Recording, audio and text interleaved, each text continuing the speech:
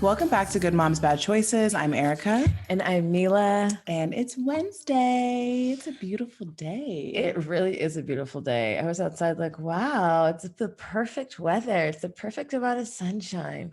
I know, it's wonderful. It's winter in LA, but it's summer in LA. It's actually springish summer. It's about 79 degrees.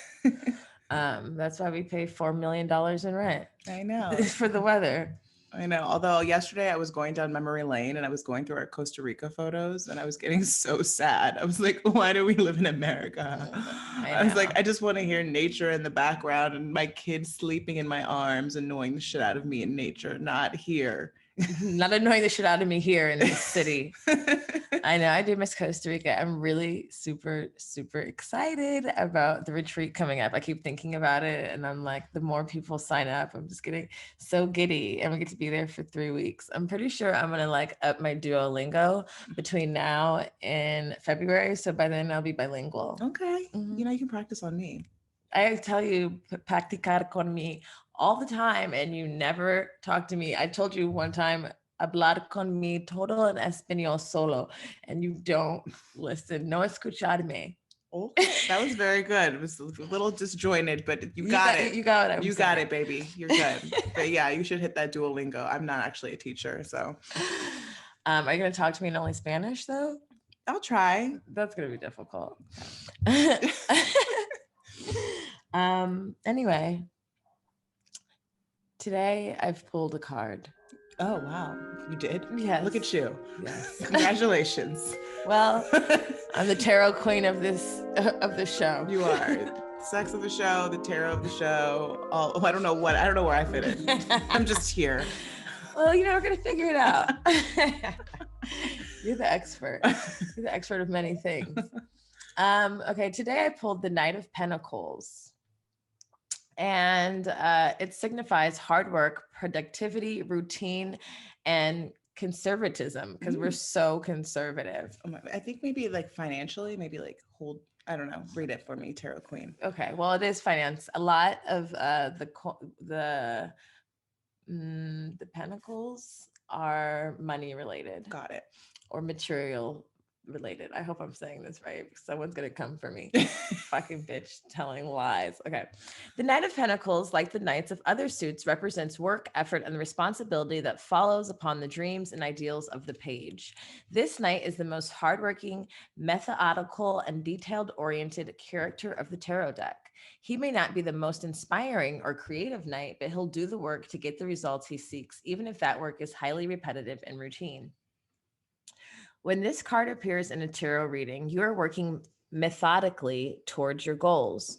You have a plan in place and are striking in your schedule to get the job done.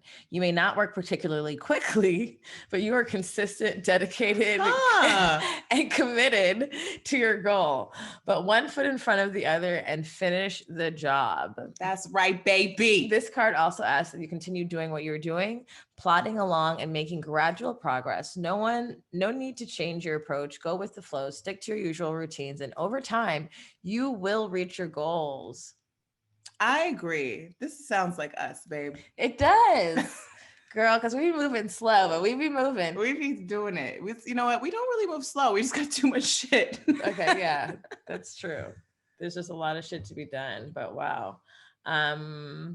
You envision your goal, determine the best course of action, and then stick to your path with a methodical and relentless focus.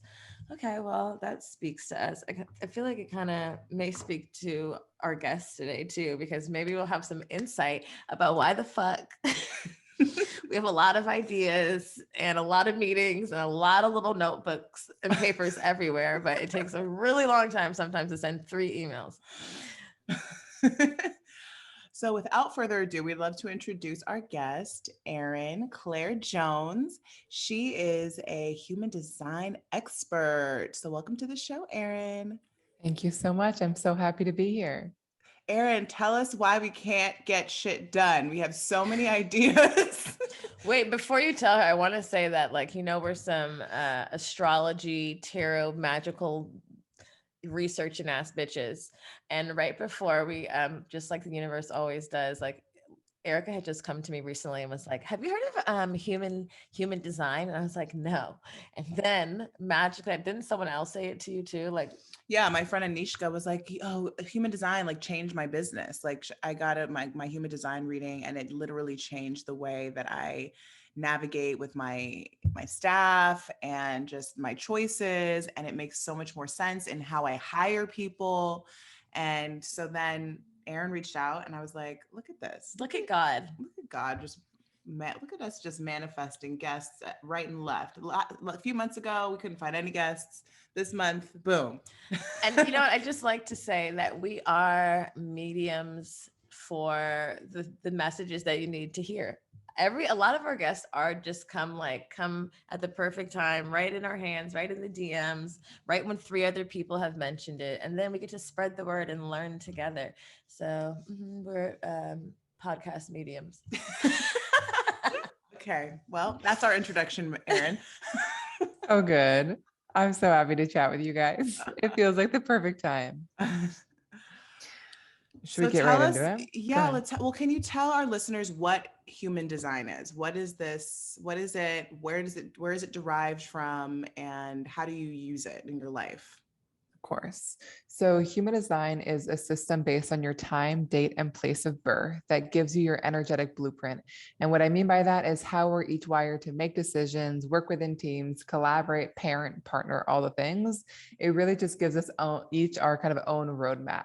And the idea is that human design pulls from lots of different systems, astrology included, also the Kabbalah, the I Ching, chakra system, quantum physics, genetics, biochemistry, all that kind of give us a blueprint to how we operate at our best. And I think to how we're designed to best use it is that I think more than anything, human design gives us permission to be who we are. I think we often have spent a lot of our lives trying to build businesses and show up in a way that doesn't really work for us, but it's what we think we should do. And human design kind of reveals this is how you're wired to do it.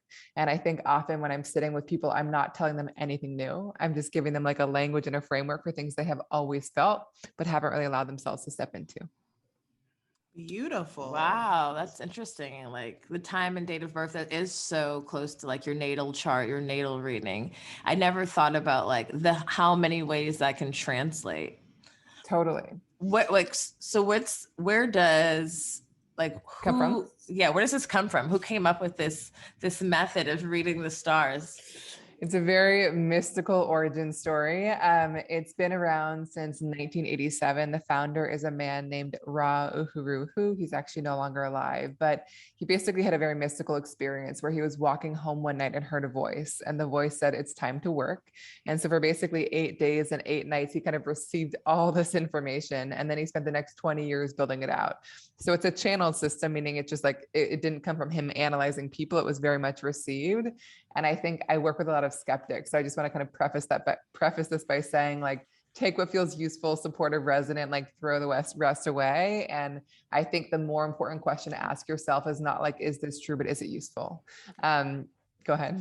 What do you mean you work with a lot of skeptics? A lot of your clients come as skeptical, like, hey, I don't believe in this shit. Tell me about it. No. Right. A lot of my individual clients are definitely not skeptical. I also work with a lot of teams. So I think like one kind of like big ambassador will bring me in, but a lot of them are very new to it, you know? And so you're right that it's not the skeptics that are the ones that are coming, but they're often roped in. And so it's important to kind of know how to language it to them as well, because I think the magic of human design is that even though it feels so cosmic and even though it comes from the stars, the information it offers us is so grounded, so practical, and like just so accessible. So I think that it tends to be accessible even to the most skeptical people. Got it. That's so interesting. How did you come into this? Like, have you always come from a like mystical family and this was just your calling, or like, what did you have a strong like affinity with astrology? No and no. I think I did not, I love astrology, but like by no means an expert, and it's not like I really studied it much at all. And my family was not really mystical at all. I think I was always into like different personal development things, even in high school, but I discovered human design so serendipitously. I had been working for a bunch of different startups in kind of a more corporate setting in New York. And I went to a friend's house in 2015 and was in her backyard and sat next to a stranger. And the stranger was like, "I would love to share your human design with you." And I was like, "I don't know what human design is, but like, tell me everything." everything. And he gave me a little mini reading on the spot. And it was just like the most resonant thing I had ever heard. And he ended that conversation by saying, I think that you're meant to do this. And I think that we should build a business together. And it was just like such a direct and intense invitation. And I didn't say yes immediately, but he started to kind of reveal to me how we could use human design, not only individually, but how to kind of help teams work better together, how you can use it in parenting and partnership. And I had just like never seen a system as detailed and as practical as this one. And so I went all in, and it's been a real journey. It hasn't been smooth sailing for sure. I think like early on in 2015, human design was so weird and out there for most people. And so it's really only kind of become more in the mainstream in the past, I would say 3 years. But it was such a serendipitous, like cosmic introduction to it for sure. Yeah, it's so amazing. Someone comes to next to you and be like, let's start a business. What were you doing before? Let me teach you everything I know. What kind of business were you in before? Like, very weird. Yeah, what were you doing before human design? I was working for a bunch of different startups in New York, kind of in the financial space, but also in the wellness space and in kind of more community and business development roles. But I think on the side of that work, I was always like, I had my tarot decks with me everywhere. I did all kinds of training. So I was like always on this path, but like I never really envisioned doing it for work.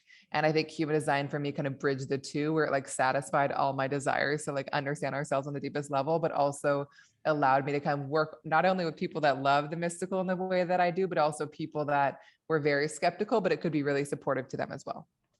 Got it. Yeah, I feel like human design feels like you said, like it's aligned for like the person that's kind of a little bit more, I don't want to say a realist, because that kind of like makes everything else feel not real, but like someone who is more like needs the facts, like needs to understand like the facts and not just like leave it to the stars, you know? Yeah.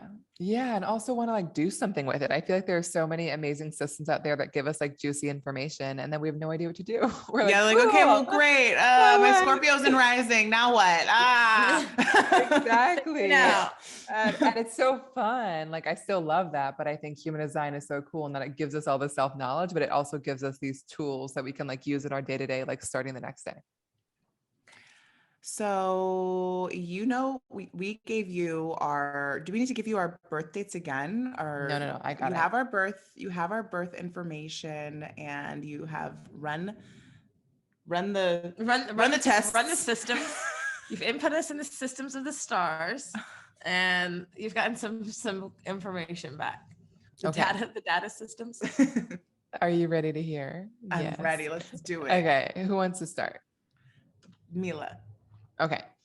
Love how I volunteer my friend. Right. Her. Okay, perfect. So, and just for context for people, there are basically 5 different types in human design. And then underneath the type, there are like a bajillion other configurations. So we're going to start with the type, but start to explore some of the different pieces. And you can look up your design at erinclairejones.com/lookup.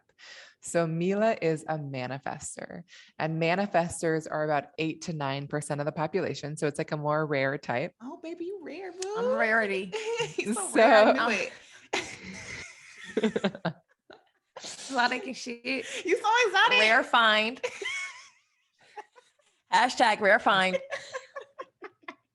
Sorry, Erin. We're ridiculous. Okay, no, you're perfect. You're perfect. Okay, so manifestors, they're here to be the initiators. They're really here to kind of get things started and get the ball rolling. Not always here to do all the doing themselves. You know, they often bring so much powerful energy at the beginning. And so like, I would say an ideal thing for Mila, and this is maybe not the way that you've operated, is like bringing a new idea to life and then kind of like handing it off and delegating and like creating space for the next inspiration to come.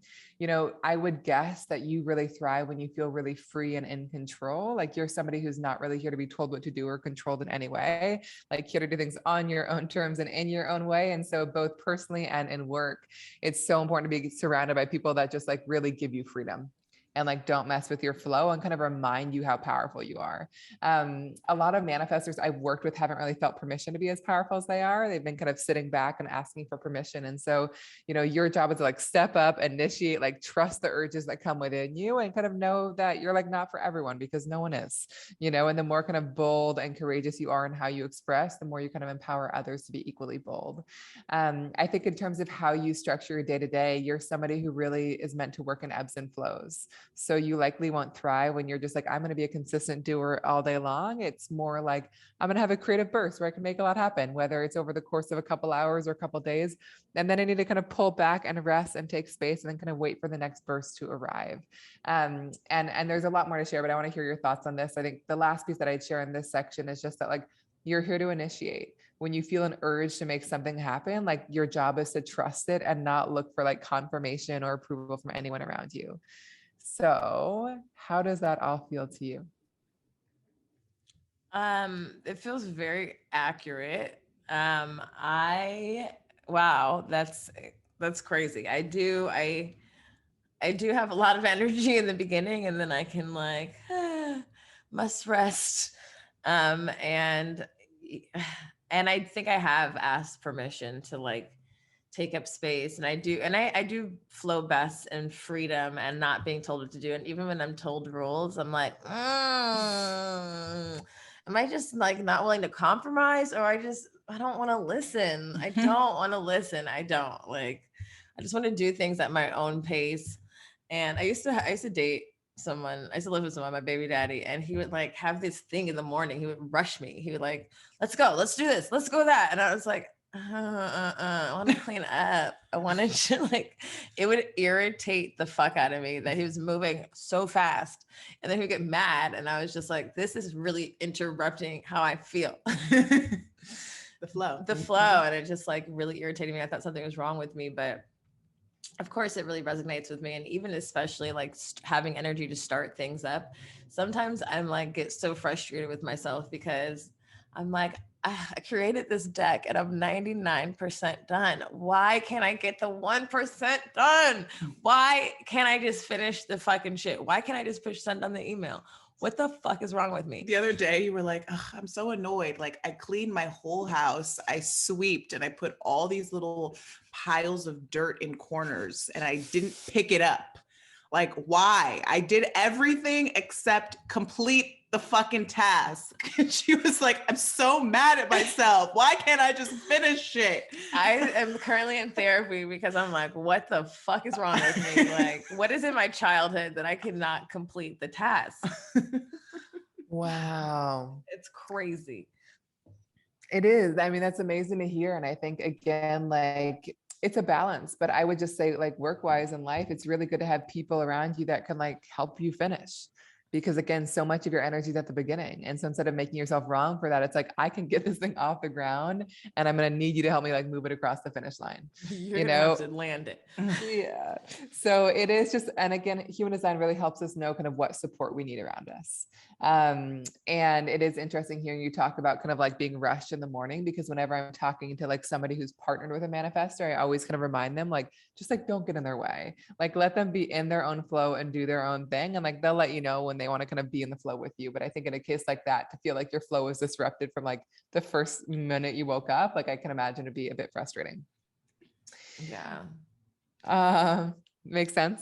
Yeah, for sure. I'm happy that human design is giving me permission to like be as wild and large and have outrageous, out of the ordinary ideas, and I should sit in that, not really listen to anyone else's say so. And not feel bad about the completion part, you know? Just put people in place that can help complete it. Right. That does help. It's also going to give you so much more energy for like the beginnings, because I imagine like you have a lot of energy getting things off the ground, but it takes so much more to actually finish it. And so like if somebody else can support you in that, it's going to free up so much energy for like the next thing to come. Right. In terms of kind of knowing which opportunities to pursue, and this is a piece underneath the manifestor, this is how you make decisions. You're not really meant to be super spontaneous. And like for the small decisions, of course, be spontaneous, but you're somebody who's like deeply emotional. And so if you make a decision on like an emotional high, you might kind of wake up the next day and be like, I don't actually want to do that thing, you know? And so I would just say giving yourself like a day or two before you say yes can also help you like sustain your energy a little bit more.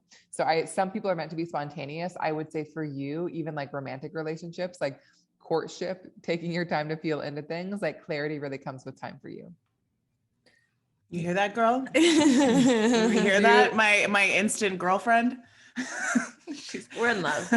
She's boyfriend. She woke up, met him last night, woke up with a boyfriend. We're in love. It was just meant to be. It was in the stars. 6 months later, fuck. It wasn't in the fucking stars. It was at the bars where it was. Yeah, I do probably need to take that into more consideration. I am spontaneous, but sometimes I do spread myself thin and say yes too often. And then I'm like, why did I do that? Why do I want to say no? I'm such a bitch. Why do I care if anyone thinks I'm a bitch or you are a bitch? You know, like be like Erica. be more like Erica and care less. I know, not doing it. I changed my mind. Instead, I like harp on it, and then I'm trying to be more like you. You're trying to be more like me. Then I changed my mind like 5 minutes before. Like, sorry, I should have told you 2 days ago, and I knew I didn't want to do it, but now I can't. I'm gonna lie so I can get out of it. It's not easy to honor because it can be annoying to wait. You know what I mean? Especially when you have like this powerful energy to make things happen. And I have the same thing in my design, so I know it well. But I think the lesson for me has been like, it's almost always worth it, because like, even though it's annoying, it's just like, then I commit to things from like such a more wholehearted place where I'm like, yes, I'm in, I can do this. Whereas like, if it's spontaneous, I'm like, yes, and then no. And then it's just like, there's an uncertainty that kind of persists. So I think about it. I think about it forever. Totally. I'm thinking about it. Yes. I'm getting anxiety over this shit for 3 days. Like, bitch, just say no. I feel like a manifestor probably has to work really hard to not be spontaneous, because they get that like surge of energy, surge of idea, surge of inspiration, that like the spontaneity feels like part of it and really natural to you, when you have to really like take a step back and be like, hold up. You know how many best friends I've met at the bathroom party? 100. I'm going to call you tomorrow. Tomorrow we're going to talk about this. No, tomorrow we're going to go out to eat. We're going to talk. So many random pictures in my phone. Who the fuck is this? It's your best friend from last night. Oh my God. And then the thing is, one thing is, not all manifestors have to wait. Some can actually be spontaneous. Mila's just got a piece of Mila's design where actually you have to wait. Okay. And again, you can do whatever you want, but you just might be a bit more regretful if you don't, you know? No, I'm going to take that advice. I should wait, because then I won't be doing that. Okay, I'm going to share 2 more pieces and then go over to Erica. And again, there's so much more, but just to give you guys a little bit of a taste to start. So another piece for you, and I love this just because of your relationship, is that like, so many of your opportunities are meant to come from like your friends and your community and the people that you know. And so it's so much more natural for you to work with your friends than it is to work with strangers, you know? And also when it comes to dating, it's really important to have like a foundation of friendship with the people that you date. And it's probably more natural for you to like date somebody that was like introduced to you through a friend, was a friend first, you know? So it's just like, your community is such a well of opportunity for you. So I would just say in general, like really investing in your relationships is key, and working with those that you really desire to be friends with. I do that anyway. I am like a friend lover. I will work on my friendships with my friends all the time. I receive that. Good. And even us in our business, we find that business works best in our community, in our tribe, with our friends. Like, how do we keep it in flow together without stepping outside? We don't know those people. Totally. And then one other big piece for you in your design is that we all have areas that we're kind of meant to work on. And these are areas that can be both challenging, but also like really amazing places where we can be wise and teach other people. But one of the big lessons for you is around your identity. You are somebody who has a very fluid sense of identity, which means like how you want to express now might be different than how you wanted to express 6 months ago or a year or 10 years ago. Like, you're kind of meant to wear many different hats over the course of your life. And you're not really here to like figure out your one purpose and stick with it, but rather kind of like honoring whatever feels authentic to you and kind of giving yourself permission to like shift and evolve and reinvent yourself when it's time. And so I would say the biggest question to ask yourself is never like, who am I and what am I here to do with my life, but rather like, what feels like the most authentic expression of me right now, and how can I lean so fully into that? How does that feel? Do you feel that flexibility within yourself? Yeah. I probably have like 8 purposes in this lifetime that will manifest in different like ways. Like I can feel that. I like I want a trade here, a certification there. Wait, what was the question that she should ask herself? The question is not about like, who am I and what am I here to do with my life, but rather like, what feels like the most me right now? What feels like the most you right now? What feels like the most me right now is just really tapping into just my natural God-given talents, which are like connecting people, creating community, making people feel like powerful and warm and fuzzy inside. I've noticed like that's what I'm good at. That's what makes me feel good, actually. Like sometimes I notice I'm challenging people and I'm like, why the fuck am I just doing that? And I'm like, because I feel like they're right there and they need to be like cracked open a little bit, and that I have the ability to do that. Or sometimes people need to I find people and I feel like they need love. They really need to feel supported. And I feel like good with doing that. I feel good with pouring into people. And like sometimes I can sense where people need to hear certain shit. Like, you know, like I don't know, I can just do that. And that's what I like to do. And I just feel like right now on this like wellness journey, I've realized that in doing that, I have to actually do that for myself and like go to therapy and tend to myself and have those thoughts about, you know, and so I'm able to pour into other people. And like even starting doing this retreat, just how I can show up as my best self so I can give to my community, and like also not questioning whether you need like some kind of like certification, and just honoring who I am energetically and who I'm innately born to be. And like even as I'm like discussing going to like these tantric certifications, because like I've felt that in my spirit anyway, and then our astrologist like added to that. But then I'm thinking back in my catalog of like threesomes and like how I've been so tentative and like emotionally present for people and like guided them, and not even really necessarily had to participate, but like you're little like maybe slow down a little bit. I'm like, oh my God, bitch, this is what you're born to do. You've been doing this. But like just taking away the thought that I need all of these, like he's like schooling to just be in tune with what my natural healing powers are to do. Does that answer your question? That's where I'm at right now. Yep. Basically, you're meant to heal people, bring them together and bust them open. Yeah. I'm a love bomber. Which is so funny because like you know, we all have basically like the purpose in your design. One of the kind of big purposes is around healing and just kind of this like innocence you bring to your relationships and this ability to kind of just like shift people out of like an old way of doing things into like something entirely new. And like you do have a provocative energy. You're kind of meant to provoke people, you know, because it's just like you're meant to like provoke them into what's next for them. So I love that you're like naturally doing that. And you're also somebody who's so deeply sensitive to people. Like you just feel so much of their stuff. And like it makes you such an amazing guide for other people because you can like sense where they are and kind of like provoke them accordingly. But it also means that you need so much space and time alone to be in your own space, just as a way to kind of like disconnect from what's not yours and reset to it and kind of reconnect to what is. Yeah, that's where I'm at right now. Just learning to reset, because sometimes I'm very plugged in and I'm like, what the fuck is wrong with me? Sit the fuck down. Yeah. And one of the biggest, and then we'll move to Erica, one of your biggest shadows is like not knowing when to stop and not knowing when enough is enough. So you can just like keep going and going and going. So it's like knowing when to draw a boundary for both of you, knowing when to draw a boundary and pull back. I know.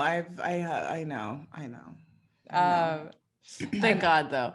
Thank God. Thank God that I'm like that. Yeah. I mean, no, you're going to find balance, but like me over here. Like, I know, but I'm over here like pushing your boundaries when like they shouldn't be. I'm like, work, we must finish. Don't stop. All day, 24-hour days. Neither of you are meant to do that. Jamila's like, my flow. And I'm like, I'm flowing too, but I'm also working and I can't stop. I'm asleep. Stop texting me. I'm like, hey, it's 12 a.m. Did you see that email? I respond. They're asleep, but who cares? Yeah, well, I need it. So. And the very last piece that I'd share for you, Mila, for now is that I don't know whether, you know, take this or leave this, but because you're so sensitive, like if you were to live with a partner in the future, I don't know if you are right now, I would actually recommend having your own sleeping space, you know, and like, it's just because you're, and again, take it or leave it. I know some people are like, I want to sleep with my partner, and I'm so supportive of people doing what they want, but because you're so sensitive, like having your own space to kind of just like reset and recharge could be really restorative for you. And there's obviously like so much stigma around it, and I know it's not always feasible either, but it's girl, I might have my own apartment. I love that. I was literally, who was I talking to yesterday? I was saying that I feel like when I get my next home and I have a partner, like we need to have separate rooms. Not that we're gonna sleep separately all the time, but that we have our own rooms. And actually my homegirl did that with her boyfriend. It was so cute. Like she decorated her room the way that she wanted it to be decorated. It was fucking girly. And then he had his own shit. And then they would come together when they felt like it. I met a married couple like that once, and I went to their house, and not only that, like men weren't allowed to go in the room at all. Like you were not allowed to enter the room, and not in that room or the bathroom. No men could enter it. And I was like, wow, this is smart. And I think that's another reason that's important to have like multiple properties. I know we want to have like multiple houses, but it's like, nigga, you need to go to New York. Get the fuck out my face. I'm going over here. I'm going to Costa Rica. I'll see you in a month. Let me miss you a little bit. Shit. It's so healthy. My husband and I have separate bedrooms, and I think it's the best thing in the whole world. But it's exactly. Do you sleep separately every night, or some nights? Yeah. It's probably half and half, but just like Erica said, it's like our default is like on our own when we're kind of have our own schedules, and then we just like choose when to sleep together, and we love sleeping together. It's just like I think that we know the like power of being in our own space too. And we literally have like the same beds and all the things. So it's like both of our bedrooms are equally appealing, but I think it's just like, it's nice to choose. And just like Erica said, we are like decorate very differently. We're super different. So it just like honors that. So I like to bring it up because I think it's so healthy for relationships, but I think there's so much taboo around it. Okay. Erica, are you ready? I'm ready. Tell me. Okay. So Erica is a projector, which is about 20% of the population. So you two are like some of the more rare types. And wow, we're hashtag rare duo. So Erica, you are a projector in human design. And it basically means that you are also not designed to be like a consistent doer and builder and creator. And I know it's probably very tempting to try to be that, but you are much better suited to be like a leader, a guide, a visionary. You're so good at like asking the right questions and kind of like guiding people and teams and communities. And so much of your work is learning how to honor the ebbs and flows of your energy and not trying to do all day long. And also knowing that there's so much value you bring to the world that's beyond how much you do. Like your perspective and how you see things and how sensitive you are to others is so valuable, you know? So if there are spaces where you feel like that's really recognized and valued, I would definitely invest more energy there. Often projectors make very natural coaches, therapists, podcast hosts, guides, CEOs, managers, like roles where they're like asking questions and not required to kind of do all the doing themselves. And the strategy for projectors is to kind of wait to be recognized and invited in. It's because you have such a kind of powerful perspective and way of seeing things. It's really important to both collaborate and kind of be intimate with people that like deeply see you, value you, and recognize you. So you're like not trying to be a doer or something other than what you are. How does that all feel to you? I think that's true. I think I do need to be invited in. I think that like when I feel like I have to show up or like push my way in, it like triggers like insecurity in me. Like, am I supposed to be here? Like, is this okay? Like, I'd much rather be invited in and my ideas be invited in that way. It allows me to feel a lot more confident and secure in expressing my ideas and like leading. And I definitely feel like, especially in this business with Mila, like I have like honed like my leadership skills. There's still more. I feel like I'm a very like I'm a learning leader. I'm learning how to lead in a positive way without feeling overbearing, because I know that I can be overbearing because I am like, there is something in me, like I know, like you said, like I'm not meant to like work, but I don't know if it's because of like just seeing that's how my family has always operated. That's how all the women in my family have always operated. Just they're always doing something. My grandmother worked until like they like had to fire her. Like they had to like, wow, they had to like tell her, go home. Like you are 80. Wow. You can't do interior design anymore, woman. Like, and my mom too, like they're just workhorses essentially. And like, and I'm in that way. I'm that way, I think, by just default, but I know that it's not the healthiest for me. I know that it's triggering for me. It causes me anxiety. It causes me to break down. It like I become kind of useless. My ideas become shitty. I become really indecisive and I can't make decisions. And I'm just like, I don't know. Someone do it for me. I don't know. So, Yeah, that does speak to me.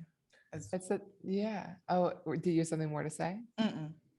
It's such a powerful reflection because one, like, I'm talking about the fact that you two are more rare types, but like most people are like doers, they really have this like creative energy, like make things happen. And like, unless they use up their energy during the day, they can like feel really frustrated. And so we're in a world of a lot of that. And so where all three of us can get tripped up is if we try to keep up with that, And so Erica, it's so not abnormal hearing that. Like your biggest potential shadow, like I said, is not knowing when enough is enough. It's not knowing when to stop. It's just like, I'm going to just keep going and going and push through my tiredness and just get more done. But like why your reflection was so potent is that like the more you do that, the less available you make yourself for your gifts. Like when you actually honor the ebbs and flows of your energy and take rest when you need it, you are so much more creative, so much more insightful, so much more successful. And so it is this real lesson that like the more you take rest and the more you take care of yourself, like the better you'll be. Because like you've got actually such powerful ideas and you're really here to like share them with the world. But like if you're super overzealous and exhausted, you don't have access to them. And you also, like you said, don't have access to kind of your clear decision making, because the way that you're meant to make decisions in human design, and this is a layer underneath the projector, this isn't true for all projectors, is that you're meant to be very spontaneous, like actually the opposite of Mila. Like you're meant to be super like intuitive and fast and quick, but like your intuition is probably very quiet. And so unless you're actually like creating a real connection to it and like listening to it, it's going to be really hard to hear it. And so I think the more you take rest and take space for yourself and are alone and can connect to it, the kind of faster and more effective your decisions will be. How does that feel? It feels accurate because I feel like when I have not been spontaneous, I have regretted it. When I've sat on something and overthought it and not just done the thing and questioned my like gut reaction, that's when I'm like, fuck, I knew it. Like, I knew I should have just done that. I knew I should have just said that. I knew that person, I knew that person, like, and, letting other people like, Erica, well, maybe or like, give it time, or that's my mom, always give time. I'm like, no, mom, like, I feel it. I think especially, I think this is really interesting as parents too, because parents project onto their children what they think is best or what worked for them.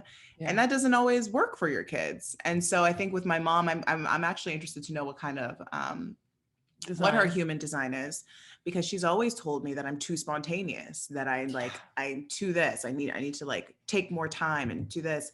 And I've always felt like myself wanting to rebel against that, but also like, okay, well, maybe she's right. Like, maybe I should like just wait on it. Maybe I should just, and I don't want to say like every time she's been wrong, because my mom has been right a lot. She's a super intelligent woman, but there's been times where I'm like, no, I'm so glad I didn't fucking listen to you. Like, this is exactly what I needed to do. Like, I remember like I was working for an artist for a really long time and I was her personal assistant and I was really unhappy and I wanted to quit. And my mom was like, don't quit, like wait it out, like try to find another job, figure it out. And I was like, no, I think I really need to quit. And then I felt like so much anxiety. I didn't want to disappoint her because that's a whole other like under the whole other shit I had to go to therapy for. But and I just quit. And then like immediately when I quit, I started booking, I started booking commercials. I started working immediately. And like, I was like, I'm so glad I did this. I knew that I could do this. When I followed my intuition and I just did it, the results were so much greater. Like, I don't know, like, I think we're told that we must plan ahead. And that sounds like the right thing to do. But hearing that, like trusting my intuition, being spontaneous, like it's never really done me wrong. In fact, the opposite has. Yeah, because also I imagine if you like sleep on it, then you start to doubt it. And it just like, and then it just becomes this cycle. Like for you, clarity comes in the moment and the work is to trust it. And it's so powerful what you shared about your mom, because like she might be wired really differently. And so like she might need to take her time or she might need to talk things out. And like, this is why I'm such an advocate of using human design and like parenting and family stuff, because like when you are expecting your kids or your team or your partner to be like you, it's super disappointing. But if you really like honor the fact that they're wired really differently, it can be so much more in flow. Right. Okay, so let me share a few other pieces about you, Erica. So one piece, I know that I mentioned that you operate in ebbs and flows, but you've actually got such efficiency in your design.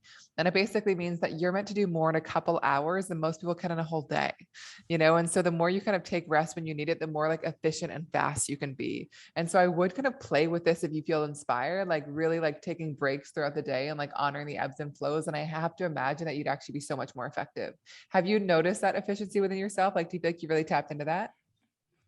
Yes. And actually yesterday, me and Mila are writing a book. And so yesterday, I haven't had my kid for the past 2 days. I woke up, I wrote a little bit, I went and jumped on the trampoline, came back, wrote a lot, came back, went for a walk, came back, wrote a lot. Then my computer crashed, lost all of it. But that was fine. Came back, wrote it again. But I noticed that like taking those breaks were so helpful for me. Like, So whereas typically, like I will just go straight through. Like I will just keep going, Mhm. going, going, going. I feel like I cannot take a break. And I've really had to talk. I've been doing a lot of like talking out loud to myself because I have a lot of negative inner like self-talk that I do that I don't even realize I'm doing it because it's just so, I'm just programmed to do it. I don't even hear it. Like unless I really stop and listen, Yeah. that I'm literally talking shit all day. So I'll have to like, I'll be like, no, stop that. And I'll talk out some talking to myself. I'm literally been having so many conversations out loud, bitch. Like talking to myself, responding to myself. I like, it looks crazy, but it's really helpful for me. And just like being like, girl, you sent like 42 emails today. Okay. Like, Mm. why the fuck are you beating yourself up? You sent in a design, you wrote a chapter, you fucking sent out emails, you didn't recorded an episode, had a business call. How much more you do want to you do? think that you need to do in order to feel accomplished today? Right. Like I've really had to like have those conversations with myself because I will just keep going, going, going and still feel like I didn't get enough done. Yeah. And I have had to like take these breaks. Yesterday was a good example of that. And I was like, damn, like this is how I have to. I literally had that talk with myself. I was like, this is how you're meant to work. You gotta go jump on the trampoline, bitch. Go get on that trampoline. Why is it out there? It's not just, you didn't just get that for Irie. Jump, bitch.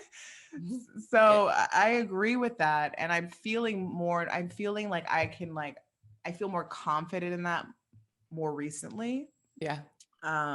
So yes. I love that because I think that often when we are doing like, or just aware of ourselves and paying attention, like we tend to like start to live our design very naturally, and then human design just validates it. But I think that we often, again, we're just trained to be all these things that we're not, and like not to trust our intuition, not to honor the ebbs and flows.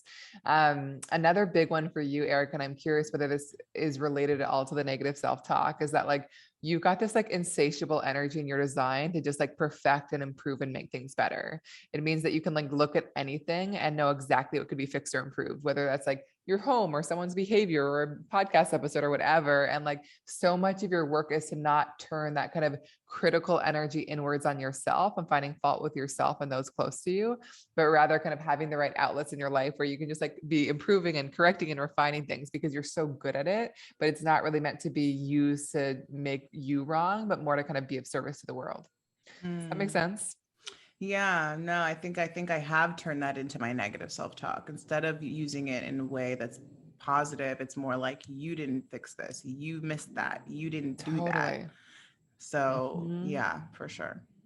And I think, Mila, one area where you can really support Erica, knowing that she's a projector, is just like making her feel really recognized and seen. Being like, I love the way that you saw this. I love the way that you did this. Like, just really kind of like words of affirmation when you're inspired. I think that that often can fuel us as projectors. One area that's really interesting in relationship is that, Erica, you're like a hyper empath in your design, like so sensitive to other people's feelings. Like, if somebody's feeling something, you might feel it really intensely within yourself. I don't know whether this is a thing that you're aware of or not. But so much of your work is around having strong boundaries and like knowing that not everything you feel is your own. Whereas Mila, like, you know, you're so sensitive in general in your design, but you actually have these like powerful emotions that you project out into the world.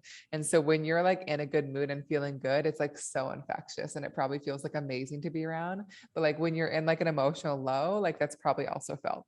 And so I would just say in the relationship, it's something to be aware of. Like I would say, Mila, if you're like in a low, probably a good time to like be in your own space and do your own thing, you know? And if Erica, if you ever feel overwhelmed by emotions, whether it's Mila or just like literally anyone around you, I would just like take some space to kind of pull away and be in your own energy and space.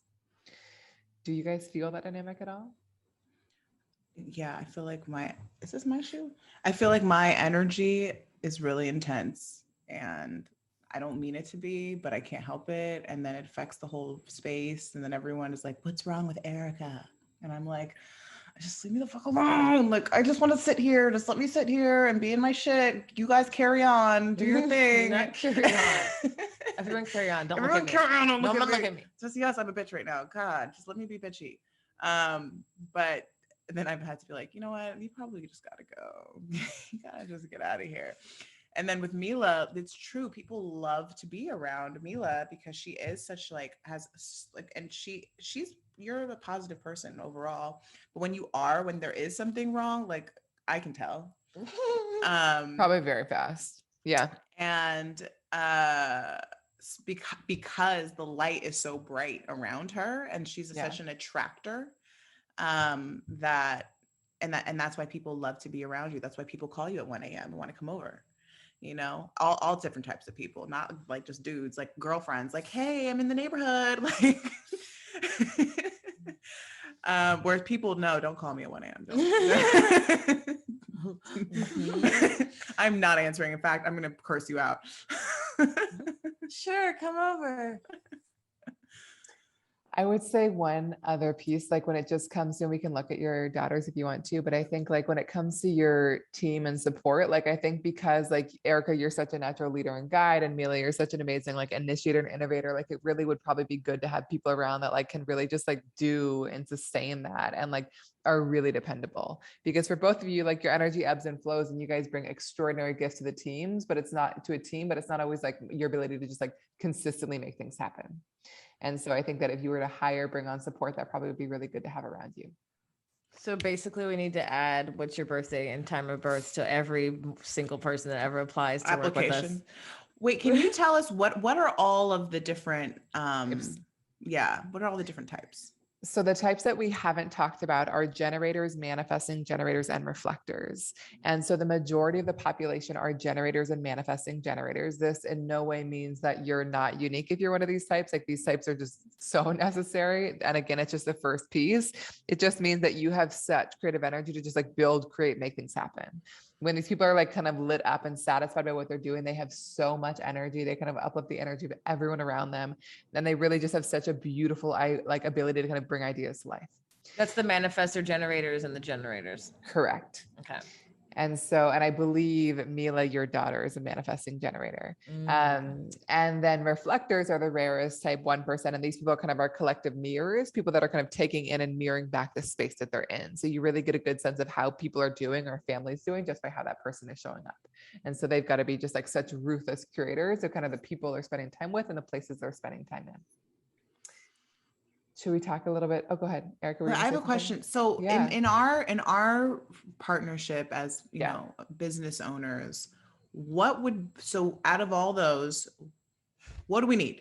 Who do we need? Who do we need to hire? Do we need a generator? Do we need a manifestor generator? Do we need a reflector? Like who is going to complete the circle? Yeah. And I'm right now it's a jar. Right. I'm always like a little bit hesitant because obviously you don't want to hire purely based on type, you know, and you're going to be attracted to somebody who's different. But I think that like you'll get a sense that they bring something that you don't have. I'm always a little bit hesitant to say like just hire based on type. Obviously it's way beyond that. And there's so much beyond type that we'll kind of talk about that will reveal how you can kind of best be supported by people. But I think in general, it probably would be nice to have some generator or manifesting generator energy around you. You know, because again, that's kind of, and honestly, most teams that I work with are primarily those types, you know, and then you have like a projector or manifestor. So it is kind of really nice to have some of that kind of as a foundational energy. I'm a projector like Eric and my partner is a generator, and it's a nice balance. So I would say, and you'll probably feel that when you have people around you that you're like, I can really rely on you, and they're so lit up by what they're doing, and it gives us energy because they're so excited by it. But I think that would probably be really good. I need to get all of everyone on our team's birthday and time of birth. Yeah, be like, what are you doing? so who are you? David's definitely a generator He's or a for manifestor generator. He's for sure. For sure. Yeah, I think May might be a manifestor. Yeah. She's really good at that beginning. She might be a manifestor generator. Yeah. Now we're experts. I'm an expert. Sorry. Now has one episode. One convo. Now I know it all. It's so fun guessing though. Like, and I'm not always right either, but you can really start to feel these things, you know? And so I always love being like, you're this, maybe this is happening. Do you guys want to hear a little bit about your kids? Yeah. Yeah. Okay. We'll just do like a little bit just to give y'all a taste. So okay, let's start with Luna. So Luna is a manifesting generator. And so I'll just orient this kind of around parenting specifically. I would say like manifesting generators, like, and specifically Luna, have like so much like charisma and energy and power. And like when they're lit up by what they're doing, it's so magnetic and it feels so good to be around them. I think a big thing for you to know, Mila, is that like manifesting generators aren't really meant to kind of choose one thing and just stick to it. Like they often thrive when they can try on lots of different things. And so I would never make her wrong for like quitting or moving on from something, but really giving her permission to just like try it all and know that like trying on and letting go of things is part of her process. Do you see that at all yet in her? Yeah, she likes a lot of things. And yeah, like I see that I can't push her to do what she doesn't want to do. She's very clear about what she wants to do and what she doesn't want to do. And like I can nudge her, but like the more I nudge her, the more she resists. So I do see that she is someone to let do how she wants to, you know, dabble in it all. And she works well with like a lot of encouragement. If she feels good and empowered at what she does, she feels like I can feel that energy. Whereas she doesn't feel empowered or like she's good at it, she kind of can give up. And she's also just like meant to be a natural at what she does. Like she's just meant to do the things that feel like easy and natural and really kind of feel and flow to her. So if you notice things that are really coming easily and naturally, I would definitely like help her invest more in those things. And she's somebody who has a really strong gut feeling. And so if you're trying to communicate with her, sometimes it could be good to give her options. So instead of being like, hey, Luna, like, what do you want to do today? I'd be like, Luna, like, do you want to go out here or do this? Like, do you want to do this or this? And you might find that like, when you pose really specific questions, she might be like, yep, nope, you know? So kind of really just like honoring that and helping her kind of connect to that gut feeling. She's also quite a bargainer. I don't know if you noticed that at all, but like she really like brings a lot of like heart to whatever it is that she does, but it feels like she needs to kind of receive in return, you know? So it's good to have like reciprocity, to feel like she's giving so much and feeling so appreciated. And so I love what you said about encouragement. I would just kind of really encourage and honor and kind of make sure she feels really just like appreciated and valued in whatever it is she's doing. Okay. And do you have any specific questions about her? I would say one other piece is she's super sensitive, like the two of you, like super sensitive to her physical space. So I would also always just keep an eye on like how her space feels. Like, do classrooms feel okay? Does her bedroom feel okay? Like, does the home feel okay? Like if you go to a hotel, does the hotel feel okay? Like she takes in so much in her space. So making sure the space itself feels really good for her. Okay. How do you feel about this space? Do you like it? Does it make you feel good? Yeah. How do you like your room? Can we change something, or you like it just like this? Yeah, that's good. It's interesting. We had a reading done on our kids, and that's one of the things that you said right now just stood out to me about Luna, because she said that Luna will try a lot, is going to want to try a lot of things in her life. Like she 100%. needs to try a lot of things. It might feel difficult to kind of pin her down to one thing. Yeah. And she's not meant to just do one thing. She's probably going to feel really limited and confined in that case, because there's so many parts of her that will want to be expressed. And so again, like however you can support her and just like doing that and honoring that. Honestly, a lot of manifesting generators I've worked with, like adult manifesting generators, have been like made to feel like scattered or like they're doing too much. And so they've kind of made themselves wrong for being multi-passionate when they're actually like meant to be so multi-passionate. Exactly. So like however you can support her and like really giving herself that permission from early on, the better. And she's fast. Go ahead. How do manifestor generators, like, because they want to try so many things, do they ever master anything? Like they often master things very quickly. They can like go deep in and like, and also they might like master one thing and just express that thing in multiple ways throughout their life. But like, it is very normal for them to try a thing, go deep in it, be amazing at it, and then move on. Like Nisha? so much. Yeah. Go ahead. No. Yeah. It's just all about like honoring where their energy wants to go and not seeing that as scattered or selfish, but as the thing that kind of ends up allowing them to have the most positive impact in the world.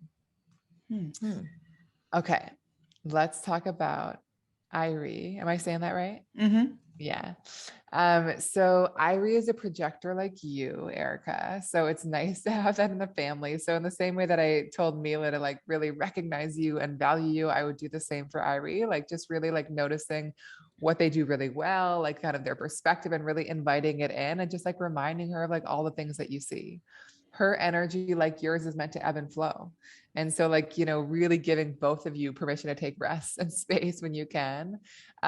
She's not meant to be quite as spontaneous as you.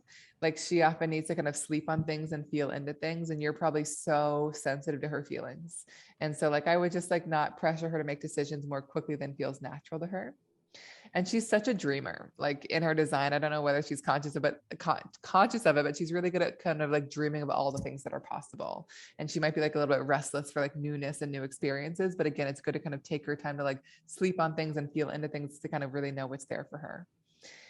She needs a lot of freedom in her design. Like she might feel like a little bit trapped or confined if she's in the same environment with the same person all day, every day. So I think it's good to support her in like moving her energy about, going for walks, going to the park, to kind of just be stimulated in like lots of new and different ways. Do you notice any of this stuff in her? Yeah, I mean, I would say that she does not like to make decisions quickly.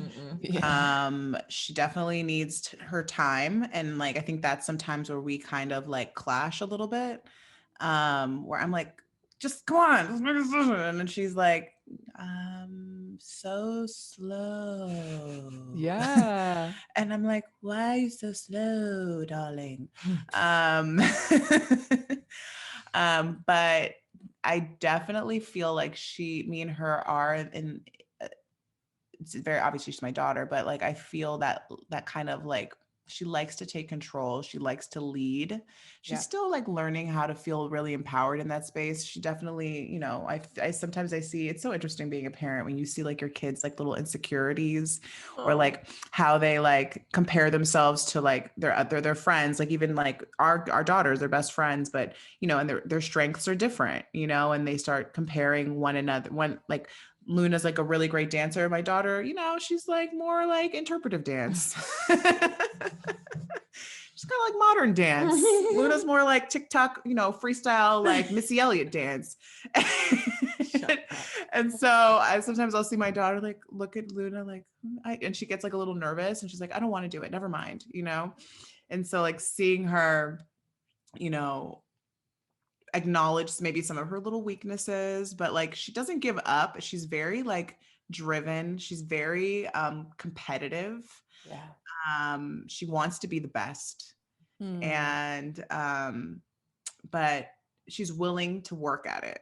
She's willing to take her time and work at it. And words of affirmation are really important to her. And I love to give them to her. So it's easy for me to do that. But yeah, I would say that those things they sound like her.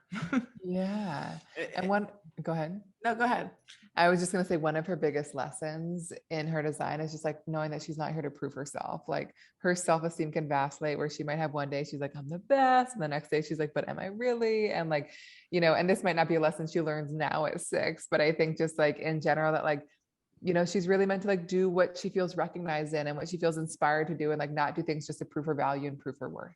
And so it's just like a thing to be aware of, Erica, is like kind of watching when that's the motivation and kind of reminding her that there's nothing to prove, so that will be a lesson over life and probably a lifelong one. Yeah, I feel like that is a lesson over life. I feel that now already. It's like her feeling she has to prove this and prove that. And I'm like, girl, like, no. And it's like, I don't know. That's like what's so hard about being a parent. It's like you can tell your kids all the things, you can say the things, you can think they're so amazing, but like that doesn't mean that's what's gonna I don't know, stick with them, you know? And it's like, Totally. I think about even my mom, like, you know, trying to empower me as a kid when I felt insecure and I didn't care. Like, I was just like, that doesn't make me change how I feel.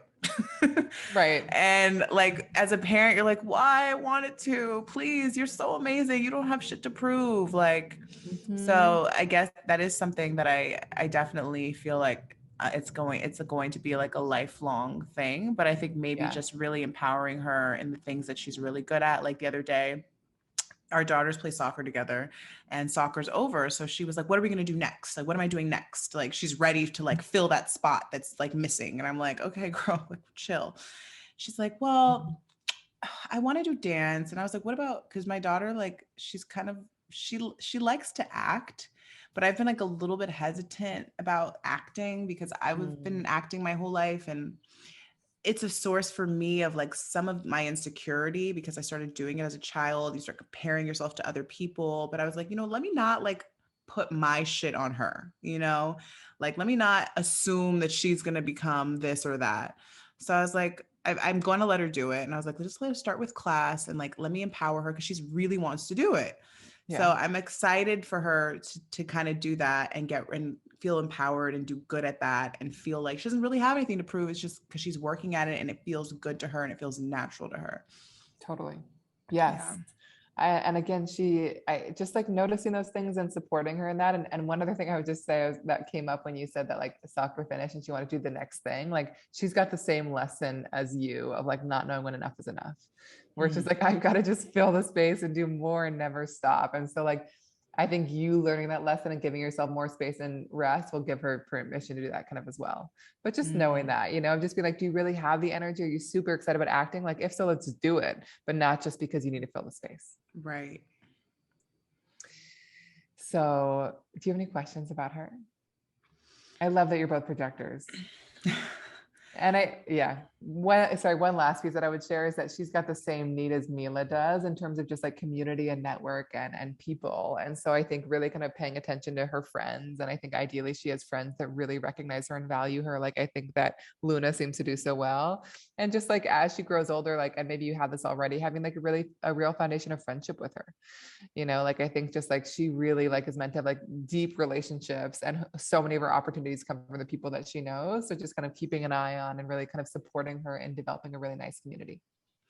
It's funny you say that because like I've been feeling more and more now she's 6 and like I've seen like all these moms at school. They're so like good about connecting the kids. And like, I'm like, I got to be better at this because we went to a little girl's birthday party and I just saw my daughter just thriving with all of her friends. And I'm like, I have to do better at like making sure that she like, it's my job to like help her foster relationships outside of school, you know, not just like, okay, school's done, now we're done. And like, that's the only time that you get to see your friends. Like, how do I bring like kind of curate her tribe in a way like, okay, yeah, let's not hang out with that little girl. I don't think that's your friend, girl, but I like that one. Let's bring her over, you know, and like kind of cultivating like these safe spaces with her friends. And like, that's kind of what's really cool about being a parent too, is that you kind of like, that's a really big responsibility. But it's fun. And I think she also kind of knows what feels good, you know, like she's going to know like who she wants to hang out with and who makes her feel good. Yeah. And I would even ask her, like, do you feel really recognized by them? Like, do you feel really seen by them? You know, I think that as projectors, like that's what fuels us, feeling recognized and seen. So it could be useful to like have those conversations. This is so interesting. Like, I mean, even for Erica and I to like have better insight on how to better like be business partners, how to better support each other and empower each other, like what expectations to have with one another, which obviously over time we've kind of developed a little bit. Yeah. But like still like even to extend it to our children, and like we're also like a family unit and we're also very different. We're obviously also very fucking hypersensitive and empath, you know, and it's just like we're always all feeling each other, and it's so fucking intense because we're already like a bunch of women and even little women, and just like seeing how they thrive together and how they interact together and how they argue and fight and then like how they make up, and like it's just such an interesting dynamic. And like what a gift to be able to have the tools to kind of be able to see people as they are and like their primal innate setting, because sometimes I think it is, there's so much comparison. There's so many things like I should be more driven. I should finish more things. I should be doing it quicker. I should be here. I should be there. Like, look at how she dances. You know, like the other day, Luna said to me, talking about someone at school, like so-and-so so smart. She never gets anything wrong. So I was like, you're going to get things wrong. Like, that's how you learn. She's like, so-and-so never gets anything wrong. She's the smartest girl in the class. I never thought I'd hear my kids say the smartest girl in the class. What the fuck? And I'm like, you're smart. And like, everyone has different things that they're good at, but just like the way we as parents can quiet those, you know, those naturally competitive parts of us that come up, those naturally, like those images that we're going to know, like see or get flooded to our kids all the time. Yeah. Like it's so interesting to be able to like conduct our little unit better. I know we were in Costa Rica one time. I mean, not this last time. And we were at dinner and we're like playing truth or dare. And then it got emotional. Like all four of us, we got into an argument. Oh yeah, it was the food thing. It was the food. Like I already didn't want to eat. And then Erica, she got an attitude with Erica. And then Erica was like, you've had a really good trip. And then Luna tried to like defend Erica, and she's like, Luna was like trying to support me and like kind of like tell Irie like, yeah, you need to eat. Like, why don't you ever eat what your mom gives you? And then you don't eat ever. And then Irie got sensitive, and then she said something to Luna, and then Luna got sensitive, and then they started crying, and then I started crying, and then we're all crying. Fucking crying ass, emotional ass women in Costa Rica in the rain. At a dinner table. At a dinner table. People were looking at us like, what the hell is going on here? Oh my God. I have a question. Like what like you said how basically Mila can like help support me. Yeah. How can I support like my manifesting friend? And then how can Luna support my projecting ass daughter? And then how can my projector help my little manifestor generator? So in terms of how you can support Mila is like, Mila is so powerful. And I think it's really good for Mila to be around people that feel really expanded by how powerful she is and not like threatened by it. And so I think kind of reminding Mila of like her power, her impact, like kind of how impactful she can be when she's like super bold and courageous and big. I think really honoring like Mila's sensitivity. So if you notice like her energy waning, like really kind of giving her space to be in her own energy. And Mila, you're super independent. So I think also having space to be in your own flow when you want to can be really useful.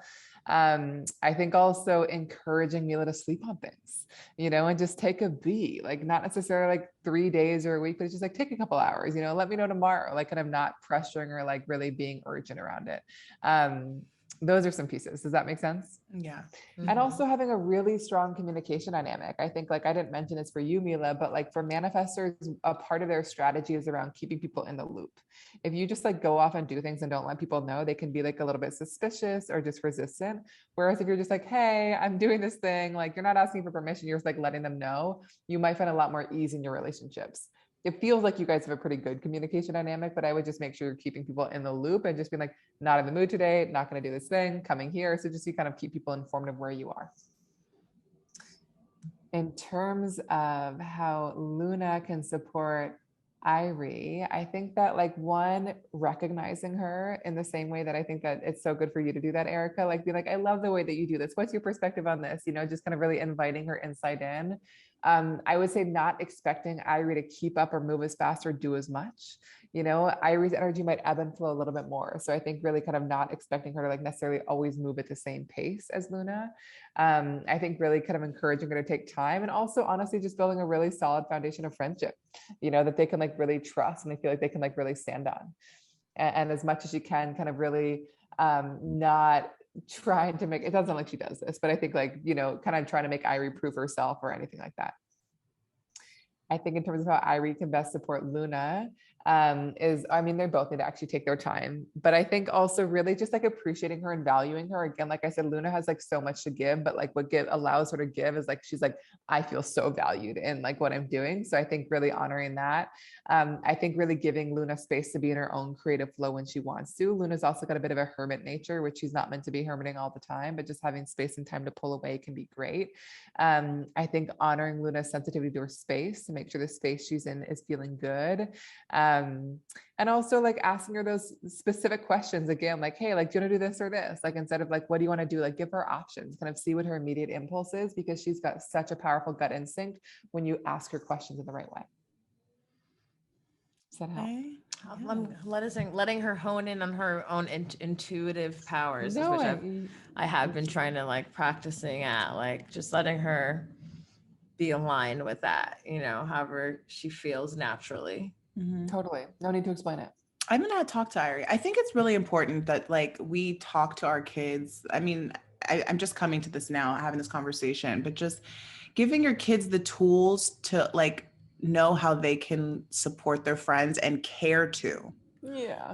Like making that a priority to them. How do you care for other people? How do you show up as a friend? How does that make them feel? Well, maybe this person's more sensitive. Yeah, like, and having those conversations, and I mean, and not just like, oh, they'll figure it out. You know, figure it out. Stop arguing. Yeah, stop arguing. Bye. Like, no, don't do that again. Bye. We'll be in the other room. Like, no, like really having those conversations with them, even at this age. I think this is like, why wait? Like why wait to teach your kids how to have healthy relationships with their friends and show up for them if you have the tools, like, hey, Irie doesn't really like when you do that, Luna, or like Luna doesn't like when you say that. Like, how can you get your point across without, making her feel this way? Let's try it again. I think is really important. Yeah. So and also just such a, oh, good. I was just saying that this is just also really insightful for our girls. Also just such a good lesson early on to like not expect others to do it like you. Just be like, they are going to like move really differently through the world. And so instead of like wanting them to be different than what they are, more similar to me, like, how can I just like honor how they operate? And so again, whether it comes to how we parent or whether we work together or how we partner with people, I just think it's so powerful to understand exactly how we're each wired, which is what human design does, because it's just like, I think that we can like flow so much more easily together because we're not trying to be the same. Are there any human designs that are just like, they're not compatible? Like they just shouldn't really coexist? No, I just maybe in love or something. I mean, I would say no, because I think that's so disempowering to kind of tell people that. I think there are some that are going to probably require more work than others. And it's less about like type via type, but actually like deeper layers. But I think in cases like that, like as long as you really understand each other and honor that, anything's possible. But some might require a bit more work. And honestly, when we date people that are really similar to us, there can be like a very similar resonance and understanding and familiarity. But we're also often attracted to difference, So like I've seen it work so beautifully either way, but it really just comes down to like, are you really honoring how different they are? Or are you trying to expect or are you expecting them to be the same? Right. Well, this was so insightful. It is. It's so insightful, and it's so helpful to remember to like just honor yourself. Like I said, There's so much pressure to perform and to be this or that, be righteous. This is the standard of what good is, what successful is, and this is what you have to do to accomplish that. But like it kind of brings you back down to like just the bare, like your nature and what your nature is. Even you like taking the leap to meet the guy at your friend's house and then say, fuck that other job. This is probably what I'm called to do, like no idea where it's taking me. Yeah.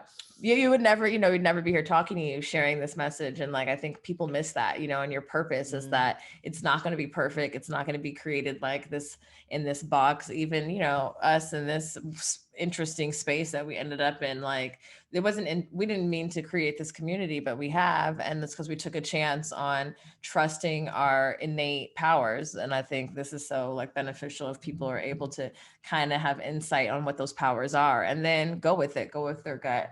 So thank you so much, Erin, for sharing with us and sharing human design.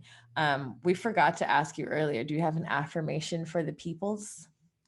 I think after this conversation, just honoring exactly who it is you are and however it is you do things, even if it's different than everyone around you. I honor exactly who I am. Even if what? Yeah, I honor exactly who I am. That's enough. I honor exactly who I am. And that's enough. And that's enough.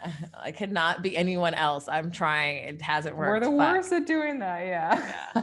We would love to stretch ourselves. And of course, stretch yourself, better yourself, but like be kind to yourself and honor who you are in the process. Don't try to pull yourself in a direction that doesn't make sense. 100%. Amen. So Yeah. can you let the people know where they can find you and get their human design? I know I see a lot of like human designs. You can just like input your information on in the websites, but this is so much deeper. I want to encourage you guys to contact Erin because she can really give you like real insight, not just generated Google insight. Like a 60-page blueprint insight. Yeah. Yes. So I'm Erin Claire Jones everywhere, erinclairejones.com. My Instagram's Erin Claire Jones. And yes, if you want to dig deeper, I would say probably the best place to start is getting your blueprint, which is like a 55+ page, just like written guide to your unique design. It walks you through all the most important pieces, what we talked about today, and so much more. And it's meant to just be like a book to how you operate best. And I'm happy to create a discount code. Is there a word that you guys like to use? Good moms? Good moms. So the discount code is good moms. And then I also offer private sessions, partnership sessions, family sessions, team sessions, if you want to talk through it all together. Awesome. Thank you so much, Erin. And you guys know where to find us. We're Good Moms, Bad Choices on all podcasting platforms. Make sure you follow us on Instagram. That's Good Moms _Bad Choices. Our Twitter is low key kind of popping now. Check that out. Good Moms. Good girl. Oh yeah. Good mom, bad girl. girl. Good mom _bad girl. I swear we're gonna fucking get that one day.